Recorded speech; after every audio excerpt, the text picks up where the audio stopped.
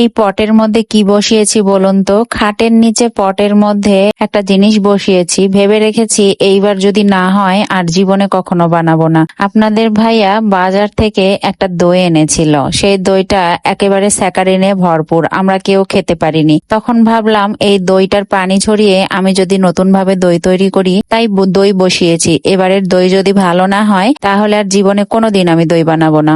এখন ঢাকনাটা খুলে নেওয়ার পালা। সারা রাত জমাতে দিয়েছিলাম, মাশাআল্লাহ আলহামদুলিল্লাহ দইটা তো দেখে মনে হচ্ছে খুব সুন্দর জমেছে। তারপর এটাকে নিয়ে এখন আরো একটু ভালোভাবে সেট হওয়ার জন্য ঢাকনাটা মুখের উপর দিয়ে নিয়ে চলে যাব ফ্রিজের মধ্যে রাখতে। ফ্রিজের মধ্যে রাখলে এই জিনিসটা আরো ভালোভাবে সেট হয়ে যাবে। আমি দইয়ে কোনো কালার দিইনি, যে দই বীজটা রেখেছিলাম তাতে যে কালার ছিল সেটাতেই সুন্দর মতো কালার চলে এসেছে। ফ্রিজে ঘন্টা খানেকের মতো আমি রাখবো। আমার বাচ্চা তো দই খাওয়ার জন্য অস্থির হয়ে গেছে, তাকে বলেছি দুপুর বেলাতে এটা কেটে খাওয়াবো। তারপরে তো ফ্রিজ থেকে বের করে নিয়েছি, আরো ভালোভাবে সুন্দরভাবে জমে গেছে দইটা ফ্রিজে রাখার কারণে। এখন আমি কেটে নিচ্ছি, দেখেন এত সুন্দর হয়েছে, দইটা থেকে এক ফোঁটা পানি বের হয়নি, আর খেতেও মাশাআল্লাহ অনেক সুন্দর হয়েছে। এখন থেকে বাড়িতেই দই তৈরি করে খাবো, যেহেতু বাড়িতে দই তৈরি করতে পেরেছি এখন থেকে আর কিনে নিয়ে এসে খাবো না। কেনা দইয়ের মধ্যে অনেক ভেজাল থাকে।